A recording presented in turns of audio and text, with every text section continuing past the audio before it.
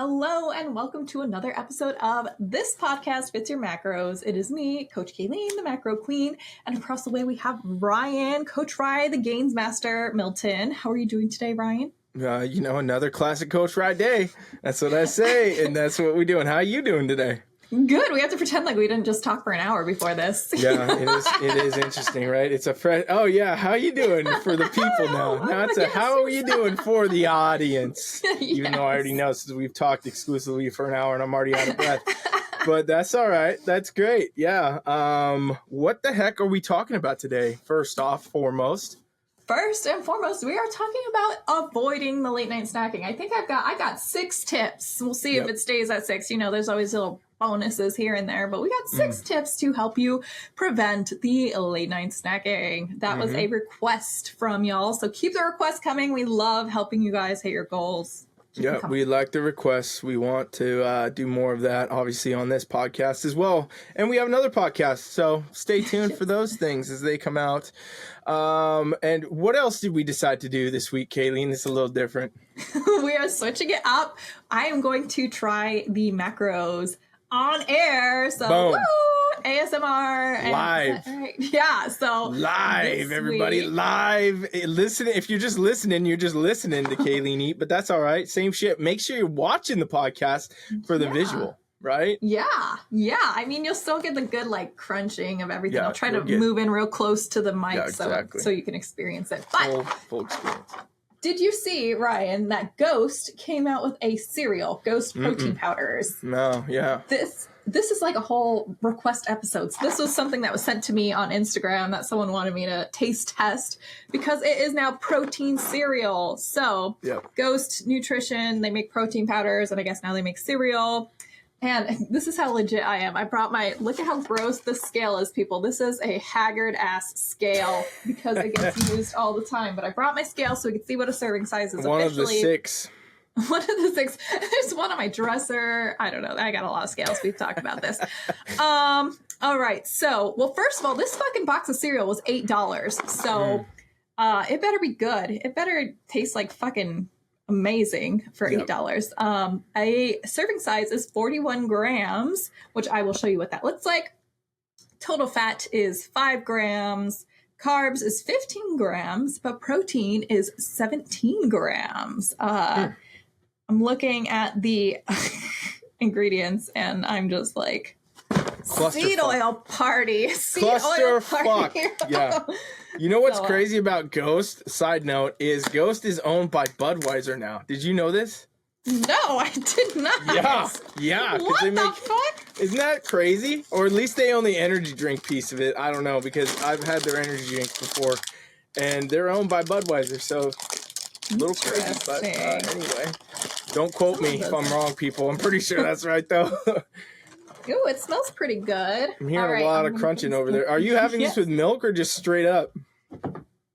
I've got milk. There's milk right there. I know. We've been talking for so long. I'm like, I your hope I don't get milkmate. sick. Shit, you might mess up your microbiome. And I've got my serial killer cereal dish. Boom. A gift from a client. You guys need to start offering cereal at the cheat truck, We have cereal pizzas. We have Fruity Pebble pizza and we have Cinnamon Toast Crunch pizza. Just bowls of cereal too, Okay, 41 grams. Let's get this. I want a lot of marshmallows in this. Mm-hmm. Listen to that clink. Can you hear that from there? I'm hearing, I heard a lot of crunching with the wrapper. Heard a lot. Hear a lot. This is 41 grams. Oh shit. Well, now that's 40 grams. It's less grams now. Okay. But that's a pretty decent amount. That's a pretty decent bowl. Milk. That's a bowl. That's a great bowl if you're 6. I know. I usually do the baby bowls actually. So let's mix this on in there. I did not actually weigh out my milk, so this is happening live for the first time, people. This is like when they landed on the moon. This is like a whole experience. Everybody listening, we need a countdown almost. We need a clock. All right. Everybody. All right, let's see what it is. Are you ready for this? I'm ready. Sounds like somebody walking through the woods, just crunching leaves. What do we got here? Initially, what's the first bite experience? Confusion. Like, it kind of tastes good, but then, like, the parts in it like kind of disintegrate like sandpaper. Or I feel like I'm running a play-by-play right now. and then it turns. No. Yeah, it's not terrible. I had somebody tell me that they tried one and it was terrible. So I don't know if my expectations are so low for this that I'm like, it's not bad. Let me get another bite in here. Yeah, bite number 2 needs to be assessed. First bite is just the initial reaction. Number 2 tells the whole story. Is it sandy? Does it taste like you're eating the inside of a beach? It's weird because like at first it tastes good. Like it's like some artificial flavoring they have on it. I was trying to find like, yeah. But then like it wears off really quick and then you're just like. It's probably that beaver gland oil shit or whatever the fuck that thing is, right? In there somewhere. What is that called again? I forget what that's called. Oh, natural flavorings, they call it on things, right? The natural vanilla flavoring. Beaver ass gland. Ew. I don't want beaver ass gland. I hope I didn't eat beaver ass gland. Ew. You might have just. We don't know. That could be that initial great flavor. Ooh, so what? Turns into sand at that point? Yeah, about like 4 or 5 chews into it. It gets a little bit of a weird texture. Does it got that weird proteiny taste in there? You know what? I've been eating protein powder so long. I don't know that I can register that anymore. I think I broke that like, sensor. This protein we eat. We love the protein in any form. That's all it is. Give me, okay, so what's the rating then out of 10? What do we got? It's first live rating, folks. Everybody get your hands ready together for a clap. I feel like I need to add the financial key into it too, because like for $8 fucking dollars, like I'm a cheap ass bitch. I'm buying this for $8 fucking dollars again. That's for sure. Yep. God, like maybe I'll give it a 5 because it wasn't terrible. And I feel like if I were on prep and really, really jonesing for cereal, get the job done. I would buy it and it would kind of get the job done. But still, 15 grams of carbs for that. I'm like, meh. I don't know. I'd rather eat like 100 grams of cantaloupe or something. You know, it would be more satiating. But yeah, well, there you have it, folks. You have yet to find an amazing one, but maybe the next one is. So you guys comment. Let us know what Caileen should be testing. Also on our Biohacker podcast, we're having Caileen test weird shit over there, other biohacks and things that I'm going to come up with some of them. But if you have any ideas, yes, let us know there too. You can let us know in the comments and everything else, and we'll get that on that show. And you know what? It'll be live, just like the moon landing. You guys just experience the building of the first space station live on this podcast. That's some good shit. Make sure you subscribe because you know what? You never know what we're doing next. You never know what's coming. There's a whole lot. So, all right, let's get to our topic of the day then, Caileen. So why are we talking about this in the first place? Well, I think it's a very common problem with a lot of people, whether they like to admit it or not. But I know personally, I have so many clients that are like, I do so well until... you know, 8 o'clock comes around and I'm hungry. And then all of a sudden I find myself in the pantry, elbow deep in a sleeve of Oreos. Like, what's going on? Oh, there's even more I want to add into this. Like, oh, this is such a layered thing too. Like, I don't know. I feel like I could talk about how to not late night snack for fucking hours, but we'll try to keep it to our normal hour or something. But something like that. Yeah. I mean, do you find that some of your clients are struggling with that as well? Yeah, over the years, definitely have seen a lot of it, you know, and there's a million reasons it happens, like you said. So we're going to try to narrow it to 6 and see what happens. But this is also the reason you want to listen to the rest of this and stay all the way to the end is like, if this is a problem that you face, it's the killer of gains, people. You will not progress the way you want or at all, maybe, or undo progress that you've already made if you have this fucking issue. So stay tuned for all 6 at least, and maybe a couple bonus ones that will tell you the answers to make sure that those gains stay precious and stay on point. Yeah, I for sure have one more that I'm going to add right now before I forget to our little notes here. Type that shit in there. Get that ready. Now I'm judging how fast you type. How fast do you type? It was so quick, right? I think I'm like 90 WPM. You just faked it even. Okay, so 7 things has just begun. What's number 1 then? Okay, so this one's real basic, and I don't know. Some people have a hard time with this, but just fucking stop eating after your dinner. Like, what if you are going to have a sweet treat, make it immediately after dinner, and then you just stop eating. Like, for me personally, I had such a problem with this because, like, I would always save like a sweet treat for after I put my kid to bed as like a little reward at the end of the day. Like, yeah, I made it through another day. Right. Let me have this rice cake with peanut butter and chocolate chips on it. And you know what that ended up being? Was just a huge macro suck and a macro hoard too on top of it. So I was hoarding, 16 grams of fat for the end of the day, which, as we've talked about, when I'm in prep, deep in prep, that's a good amount of fats that I was holding off so that I could have the stupid, like, after the kid goes to bed, little treat, which is a problem in itself as well. But yeah, just stop eating after dinner, or, again, if you're going to have something sweet, eat it immediately after, and then just keep out of the kitchen for good. Yeah, and it sounds, like you said, pretty straightforward here, people, but also nobody does it. If you have this issue, you wouldn't even get to the other 5-6 options we got on this, right? If you could just do that. This could be your answer. If you say, you know what, actually, I can do that. Turn this shit off. Go away. We got nothing else for you here, because like that's the real answer, right? Podcast over. Shortest episode yet, 11 minutes in. You fucking got the answer. Just quit being stupid about it, right? Take your goals a little more seriously. Discipline is the most beneficial currency when it comes to your fitness goals, right? And no matter what, you got to have it. So if you set a goal to say, hey, I got to turn off after I eat my dinner, I'm done. I got to end it. Okay, and you can actually do it. Well, you know what? You just won. That's it. You've done it. Now you're being successful. If you can't do it, though, that's where these other tips come into play, really. Yes. And I guess we just go to number 2, right?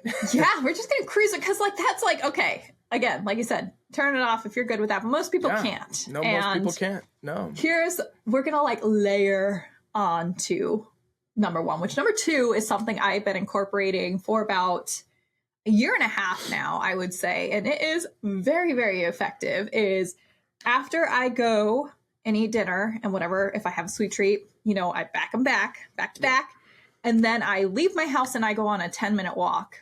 And my husband has recently been joining me, and it's been so nice. That's a whole little side story, is like, we have at least, our walk is actually more like 18 minutes on average, but we get to talk and without screens, and our kid usually stays at home. So we have this nice little one-on-one time to talk. We're getting some evening sunlight, and we go back home. And I have this rule to myself that if for some reason I ate something, I would have to go on another 10-minute walk. And at this point, I've usually changed into my comfy clothing, and I do not want to be seen by the neighbors around the block walking. So it's like, I don't know, we get really lazy, and it's like, oh, is this, piece of cracker worth another 10-minute walk around the block? Yeah, okay, it's neat, but I don't really want to go. I kind of wanted to watch this show tonight. I don't really want to cut into that time. So I, as you may or may not know, try to walk for 10 minutes after every single thing I eat, because it does give you some time to like digest and feel that satiety, because like, you're gone, you're back, and now it's like, okay, like that was actually a really filling meal. I don't need anything else tonight. I'm good.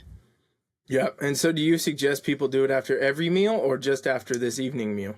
I mean, if you can do it after every meal, it's going to help your postprandial glucose spike. But obviously, everybody has a different life. That might not be an option for you, right. Especially if you have a desk job and you aren't allowed to have a walking pad. That's how I get a new fucking boss. That's what I tell you. Yes. Get a new boss if you can't take no.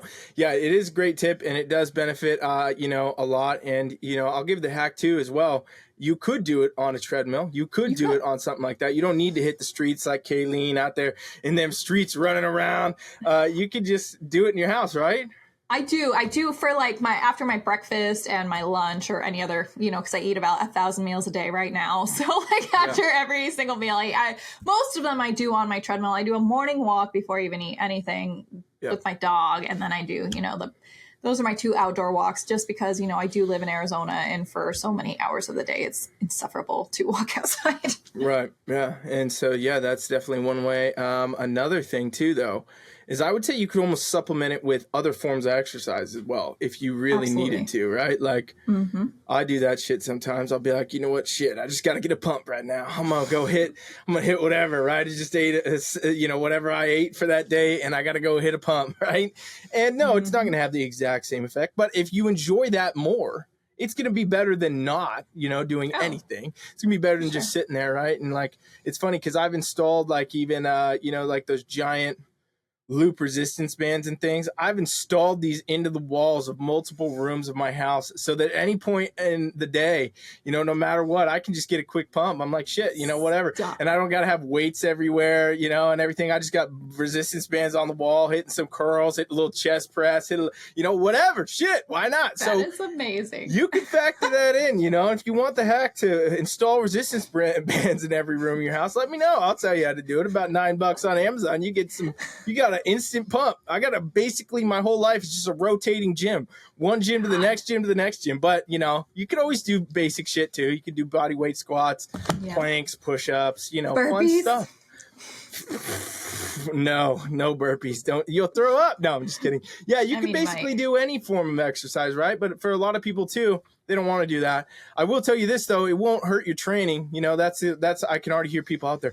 Oh no, I've already lifted for the day. I'll overtrain if I end up doing some resistance bands, or I'll do some push-ups. It'll might get wrapped up. Fucking training. I might, that's too much. No, it's not going to happen, you guys. So, catch a couple sets of a quick pump if you want. That has good effect, or go take a walk in your house, out your house, do whatever, and that's going to be a nice factor too. And also mentally, I think, physiologically is one thing, but even just mentally, it almost is a reminder of your goal and your why, and why you want to turn the eating off anyway is because you finished eating. Now you're back on your fitness goal in some way, because we all know every fitness goal is only part nutrition. It's part, obviously, training. It's part other things, lifestyle optimization. But really, when you go, all of a sudden you're like, just finished eating, great. Now I'm doing some form of activity again. The brain kind of clicks and says, oh yeah, you dumb fucker. You got another goal. Don't go eat 12 cookies. Don't go do anything else. Don't you be doing this later. Don't you pull out that ice cream at 9 p.m. Don't you do it. You just did push-ups and squats and fucking 50 curls 10 minutes ago. You're crazy. So, I think it works in a lot of ways. A lot of good facets there. Yeah. And like you start to crave it after too. And it feels weird when you don't. I don't know if you feel that way, but it's like when I don't walk after my meals, I'm like, oh. Like I just took like 2 bites. What just happened? My foot is like moving like this. I'm freaking, what's that word? When you fidgeting? Yeah. Yeah. I can't sit still after my body's like, oh, you're supposed to burn something. You got to be doing something. What are you doing? Yeah. And it does become a routine. And it is also very natural. It's a normal thing, right? Like if Caileen if I airdrop Caileen out in the woods and she had to kill some shit and eat it or something out there, or even just pick a plant and eat a plant, whatever the fuck it was, she's walking her way back, people, right? Like, people don't realize we are animals. We're all animals. It's funny how many things work that are just because we're animals that nobody looks at. So this activity pays off big. That's a topic for another podcast. Caileen, give us number 3 before I go down a rabbit hole tangent, right? All right. Number 3, these cookies, these ice creams. Anything that's going to tempt you. Shit, if it's peanut butter, fucking put it out of your major sight lines, man. Yeah. Like, put it away. I know a lot of us have kids, myself included. They sometimes eat foods that don't align with our goals. Get it the fuck out of there. Because you know what? If you have a front and center for them too, that's going to be the first thing they're gravitating to as well. But when you have the healthier foods in front, then it's not so front and center to be like, oh, well, in fact, like, so my kid loves Oreos. We're a big Oreo family. I know you hate Oreos, but like, we love them here, but like when I buy them, they're so up and away from everything that even sometimes like Brad won't see them, or actually it'll be days later that he's like, hey, when the fuck did we get Oreos? I'm like, oh man, they've been there for like 5 days. Sorry, like, I've been dipping in that pot already. Where you been, buddy? There's one left. No, it's seriously. And actually, my daughter almost cried one day because she didn't know we had Oreos, and she's like, when did you get Oreos? Oh, are they gone? And I'm like, no, they're fine. They're still here. Don't worry. Yes. So you will set yourself up for either success or failure, depending on how your kitchen, your pantry, everything is set up. If you do have ice creams in there, fucking tuck it under your ground turkey and shit. Like, honestly, I forget the good shit I have because I just hide it away places, and then I find it like years later. And I'm like, oh shit, I forgot I had this. And like, you could say like, oh, that's not like healthy mentally, but it's like, it absolutely is. Like the more you see something, the more you're going to crave it. So especially if you have like bowls of shit on your counter, like little candies and things like that. I just read an audiobook. It was while I was driving home from Vegas a couple weeks ago. It was called Mindless Eating. Highly recommend it. Have you listened or read that one? No. Oh, so good. But they had this whole study about like how, there's so many experiments. I really geeked out on this one, but they were testing with secretaries. There's 3 different situations. They're giving secretaries like appreciation gifts, and one had it like, it was a jar of like Hershey Kisses or something, and they had it right on the counter, like in their little desk area. One, they had it like a little bit farther away, about 6 feet away from the people, and one was like tucked in a drawer away. And it was like the ones where it was tucked in a drawer away, they ate like so much less than the other 2 where it was like still visible, but like, you know, obviously the one that was most accessible, they ate like 80% more than the other people, or don't quote me on that percentage. I don't know exactly, but they ate the most. The one that had to walk the 6 feet, they ate a little bit less than the people who had it tucked away in a drawer out of sight, hardly ate anything at all. So there's science behind it, people. Yeah, definitely is science behind it. And, you know, I would go beyond what Caileen's even saying. I would say just get that shit the fuck out of your whole house, right? Even if you do got kids that, you know, they want their treats from time to time. You know what's really fun? Take your kids somewhere to get the damn treat and then have it out there, come back to the house, which I know easier said than done, but it depends what layer and level you want to go to, people, right? If you really have a serious problem with it and you're like, shit, you know what? Actually, I'm fucking 300 pounds and I gotta lose this weight or my heart's gonna quit ticking in another couple years. Might be a good idea to just void the Oreos from your life then. Might be one of those things where you got to go to that level, right? And if you're not, and you can find the balance, you can tuck it under, you know, the turkey or whatever like Caileen's talking about or whatever. Hopefully it's in the fridge. I'll put that turkey away. Put that turkey in the freezer, right? I was saying ice cream freezer. No, turkey. I'm kidding. But, you know, if you can do that, great. And that might be a good hack. But if you can't, I think that it's a very realistic thing to say, you know what? I don't have the balance. You know, not everybody has the balance. And it takes a lot of work to get to the balance. And there's some things that you just don't have the balance for. And people learn this in multifacets of their life, right? It's funny that, you know, people talk about like alcohol and things like that. Like it's a totally different thing. Oh, I don't drink because every time I have one, I have 12. Well, you do the same shit with Oreos maybe. So why don't you find that out if that's the problem and that's hindering your life and it's hindering your health and it's something that is, you know, a problem. And you find that every single night I'm eating ice cream at 9 p.m. and it happens 6 days out of 7 in the week. And that's off my goals.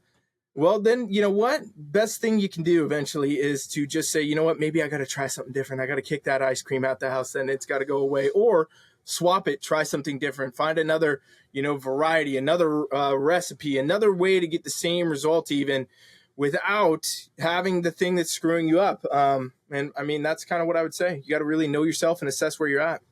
Yeah, and you got to be honest with yourself too, and to say, like, to admit, like, okay, I cannot have these in there. It's just like, you know, it's, a lot of people think that they're okay, and it's not. So just have that honest conversation with yourself. Maybe have it with your spouse or anyone you live with, and be like, hey, like, do you think? And maybe they're like, no, like, every time I bought Oreos this week, you ate them all before I even had one. Like, you know.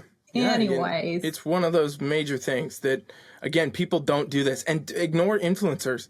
Ignore what we're saying. Ignore, I mean, if you have to, right? You got to find what works for you. That's the real answer.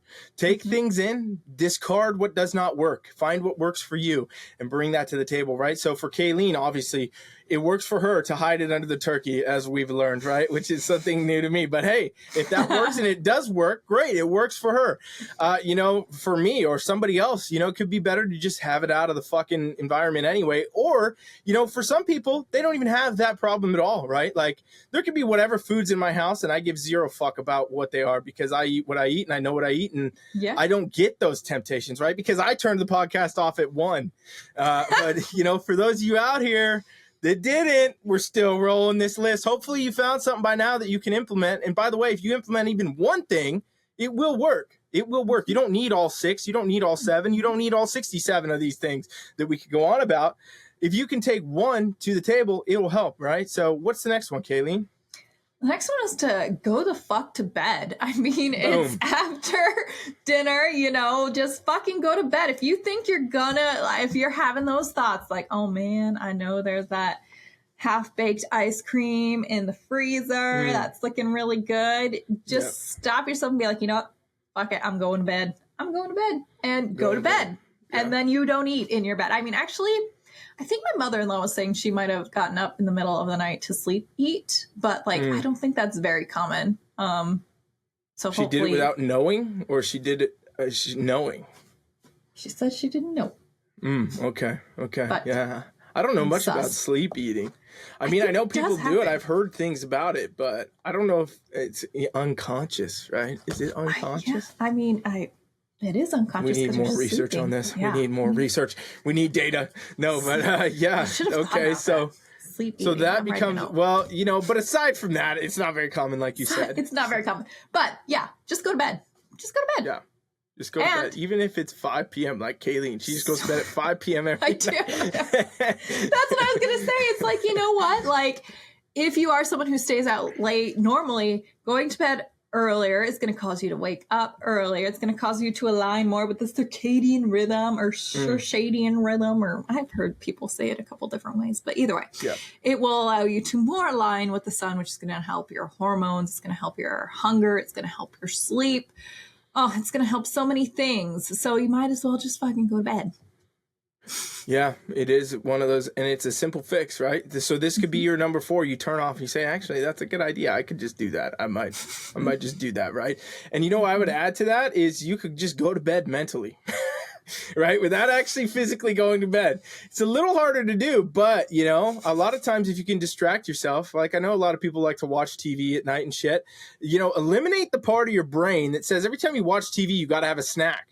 I don't know where the fuck this came up, but you know, this is a lot of people. It's like, oh, I gotta segueing. Watch my favorite Netflix. Oh, is that what comes up next? You're segueing into number 5. Perfect. Oh, bring it. Go. What is number 5 then? It's realizing your patterns and triggers and avoiding them and replacing them with better ones. Yes. Avoiding or replacing. So you're saying, go on with your little thought about that. Yeah, I mean, like if you know, you got a thing where I guess it is exactly what Caileen said, a ritual, we could call it, right? It's a ritual where every single time, oh, got my Netflix show to watch. Well, I can only watch my Netflix show if I have my chocolate covered popcorn or whatever the fuck you're doing, right? And you know, you get in this routine of things, which again, you know, routines work in 2 ways, you guys. Like anybody listening, routines work either for good shit or they work the exact opposite way for bad shit. Either way, something happens every single time. Every single decision you make has an outcome, right? So you could say going to the gym every single day is a routine. So I go to the gym, I work out, I do my workout every single morning, or after every time I eat, I go on a 10-minute walk. This is my routine. It's my thing. Okay, great. All things moving you closer to your goal. There's opposite effects of routines, right? Like every single time I turn the TV on, I go find some bullshit to eat, right? And I'm assuming this is where you were going with this, and I'll let you go into it in a second. But I mean, really, you got to eliminate those factors. Why can't you just watch the damn TV without putting some shit in your mouth, right? Like at the end of the day, it should be, you could do any activity in your life that you enjoy without eating. Like literally, you could do anything without eating, but people for some reason combine it. It's like you think about, you know, sporting events and things like that, or, you know, like a lot of times, oh, well, I'm going to go do this. I got to have that. Oh, I'm going to the bowling alley on Friday. Well, they have pizza. I got to have that. Why the fuck does every single thing that you want to do in your life have food in it? And if it does, that's probably why you have a problem. That's probably why, you know, you're having this issue and you're not at your goals, which is something you got to address. You got to look at and identify why. So you can make swaps. Like for me, I like doing some mobility while I'm watching my 30 minutes of free time, whatever I'm doing. It's like, there you go. Swap it out with something else. Like we all fucking need to stretch. So yeah, stretch, roll things out while you're watching TV. That's going to distract your brain from wanting to do whatever else. And you know what Brad and I do now? We're such like old people. Like we have our little magnesium drink nightcaps. So like now it's like we settle down. We have our little just magnesium. Start fading out. Yeah. Sleeping. Do you remember the good old days? I was talking to one of my clients because she was still having like a hard time. She's like, I'm still finding myself drinking a glass of wine to wind down each night. And I was like, have you ever thought of like just switching that out with some magnesium? Like that's nice. You know, it sounds so fucking weird, but it's the ritual of having that glass of wine after bed. And it's like, hey, you can still have a drink swap it out with something else. Swap it out with something that's going to benefit you. We are all magnesium deficient as fuck. So get some magnesium in your fucking system there. So think about these patterns. Think about what's setting it off. You know, if it's partner induced, I know I had a client who was like, you know, I'm always good. And then, you know, I'll be in bed doing whatever. And my husband will come up and bring up a bag of popcorn. And, you know, and she's like, and I took 1 handful and then I took 7 handfuls because it's fucking addicting and hyperpalatable because that's what they want.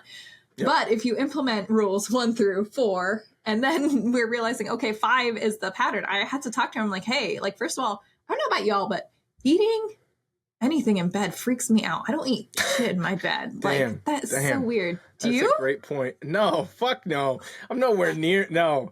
Like if it literally, if there's even a speck of something in my bed and I find it like on my body, I'm like, what the fuck? I cannot sleep. Like a grain of sand could make me not be able to sleep, right? Pressing up on my shoulder or some shit. I'm like, what the fuck is this? So the thought of eating, come on. What bed sounds like you're sleeping in your food. You're sleeping in it, right? You're like, oh, wake up with something stuck to your face. You pull it off, 3-week-old piece of chicken nugget or something. Come on. But I feel like a lot of people eat in bed. That's just like weird for me. Anyway, so like I told her, I'm like, hey, you need to talk to your husband and let him know, like, hey, please don't offer me this. Like, it's very kind of you to offer me, you know, but like this is actually hindering me from my goals and blah, blah, blah. So if it's a person that's your trigger, have that talk. And if they still don't listen, go back to episode. Divert to replace with better ones. If your husband's fucking up your goals, get a divorce. No, just kidding. Split it. No. You know? We have a whole episode about telling people how to fuck off nicely. Yes, that's the one you need. Divert back. Yeah, but no, it is a really good point. Because that is the thing. It is all patterns. It is all routines. It is all rituals. It is all things that we have. You know, and it's easy to do because you get through your rotation of life and you're like, okay, every single day, this is what I do because I've done X, Y, Z. But, you know, there comes times that you got to revisit these things and you got to adjust those things and figure out if there's things holding you back. And I mean, not everybody needs to do this. You don't need to you don't need to install resistance bands in every part of your house and hit a pump every room you go in. Okay. I do that shit because I like it. And that's what works for me.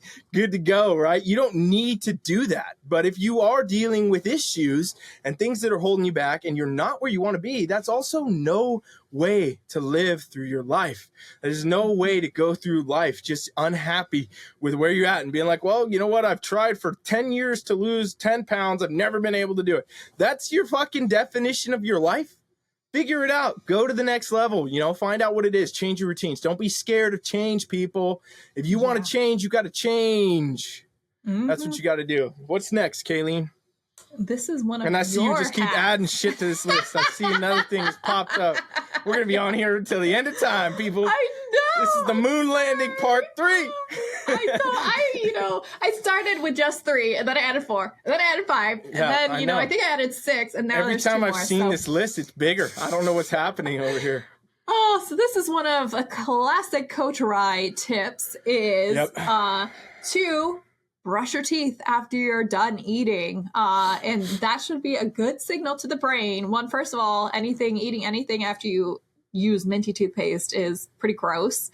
Eating or drinking for that matter. And 2, like, again, with the rituals, when your mouth tastes that minty taste, that will send the signal to your brain, like, okay, we're done eating for the day. Like another good ritual to start. Yeah, it is good, and it is a nice hack, and this is one that's very simple, I find, because literally every single thing that you eat after will taste like shit. Mint is the killer of all taste that is good. I don't know why, like, I don't even know how they make mint ice cream taste okay, right? Because, like, it doesn't even make sense, because mint anything else, nothing you eat after that. Maybe this does happen with mint ice cream, actually. If you eat mint ice cream and ate something else, it would taste terrible. I don't know. But mint does, for some reason, kill your fucking taste buds to the point where nothing that you enjoy will taste good after mint. And if it's toothpaste, right, sticks around. That flavor sticks around. And you know what, shit, if you don't want the toothpaste, go get a mint leaf, chew on that shit for a bit. It'll probably do the same thing, right? I don't know, but it does work. And again, it's another ritual, right? Most people, before they would brush their teeth or whatever for bed, before the night. That's another thing. It may just turn your brain off at that point to be able to go into it. Another one I thought of. So let's just add another one to the list. What number is this? We're 9 now. What number is this right now? We're on 7? We're at 6, so this would be 7. All right, I'm going to throw 7 in there. Drink more fucking water. How about this one? We didn't get this on here somehow, but like so simple to do this. And here's a Coach Ry hack. Sparkling water, bitches. Get yourself some sparkling water. This shit is iconic, right? Because I'll tell you why. All that carbonation and shit gets in your stomach, fills you up, you forget you're hungry in 4 seconds. Your cravings, literally, I'm telling you, your cravings will go away if you drink sparkling water. Now, a lot of people are like, I don't like sparkling water. It doesn't taste good. It doesn't. Who gives a shit? Off. Go fucking, you know what tastes good? Getting fucking results, people. Getting to your goals tastes damn good. All right? It'll taste great when you get there. So you know what? Drink the damn sparkling water and shut your little mouth. Shut your little mouth, get results. Many fucking good flavors of flavored water right now. Yeah. I don't even want to hear that shit. Like, this is like 15 years ago when it was only like fucking Perrier or whatever. Some guy made it in his basement. No, it ain't that world. There's so many good ones. The water aisle is scary. I don't even know how there's so much water. I'm like, what do you guys? I need to start a water business. That's really what should be done at this point.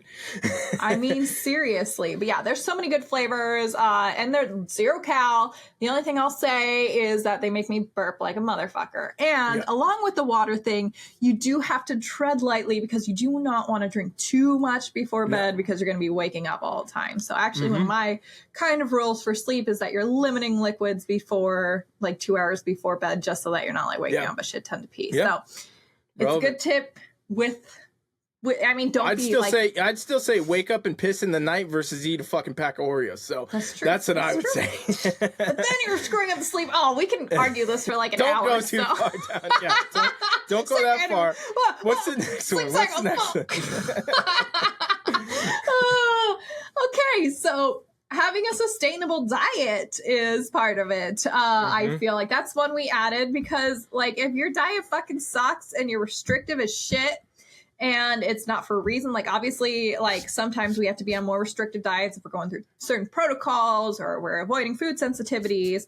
But, like, if you're just on, like, the mermaid diet, as we have talked about before, where it's just fish and asparagus all day, you're going to get to a point where you're going to be like, fuck it, mentally, I am done. And you are just going to go fucking crazy in that pantry, and it will probably happen more than one time at night, and you're just gonna go back to your normal ways, and then you're gonna get to the end of the night and you're gonna be eating everything. And I think, like, same thing with my little sandbagging of my macros, like, don't leave it all for the end of the night, because you're gonna eat way more than you think you are, and then you're like suffering throughout the day just for that what 2 rice cakes with peanut butter and chocolate chips is what I used to do. And it was like, I'd be so hungry throughout the day and just looking forward to that. So make sure you're, allocating your macros sustainably. Hopefully you are doing some sort of macro tracking that allows you to get the flexibility in there. But yeah, a sustainable diet goes a long way to keeping your results as well and not going crazy in the pantry or the freezer after. Yeah, 100%. And, sustainability is one of those things different for every person. You got to really find out what that is and what that means to you. There's a balance factor of, the factors that it's way too much to go into. I'm not going to do it all right here, but you really do need to know what, again, if you haven't figured this out by 7, or is this 7 or 8? Are we on 8? 7, 8. We're on 8. If you haven't figured this out by point 8, this is a very individual journey. Look at all these things that will work. One of these will work for every single person listening to this podcast, right? If you have this issue, one of these things will work. Not all of them will work. So, and you know what? Maybe there's somebody that all of them work for. But the difference is everybody's different. Every single thing is different. So you really got to find what's going to work for you. So again, the sustainable diet factor of knowing, like, how what you enjoy and the foods you're eating and how that works and how it makes it consistent. If you routinely find that you are tempted to be off your diet all the time, it could just be wrong from the start. It could be the framework of exactly what you're doing is not actually ever going to get you to your goals anyway. It's almost a signal in a sense, like, hey, you're doing something wrong. Something is wrong. And I'm not saying you won't get hungry, okay? But quit being a little bitch. That's your problem, right? But the truth is, if you have a diet that is out of a fucking magazine, or if it's out of a fucking ebook, or if it's off this fucking thing you Googled, or you read some weird shit, or you're forcing yourself to do something that you don't want to do, it will never provide results no matter how good you stick to it, because you won't ever be able to stick to it. That's the whole answer. And this brings us, I think, full circle to our last point here, right? No more adding, Caileen. No more adding. We got to cut it today. Don't be sneaking any more in there. Let's see what we got it all. The last one is you're not fucking hungry or bored. Like, how many times do you walk to the fridge because you're bored? Like, you might not know it, but you are bored. You're not hungry. Oh, I do have another one, but I'll kind of loop it into this one. And it has to do... one more. It's combined. It's combined. So you're not eating because you're hungry. You're eating because you're bored. And there was this one part of that book that I had listened to over the weekend that I am going to incorporate, not only for myself, but tell my clients about it as well. And he said that with some of his, clients or patients, because sometimes we do just eat when we're not hungry. It's the whole title of the book was Mindless Eating.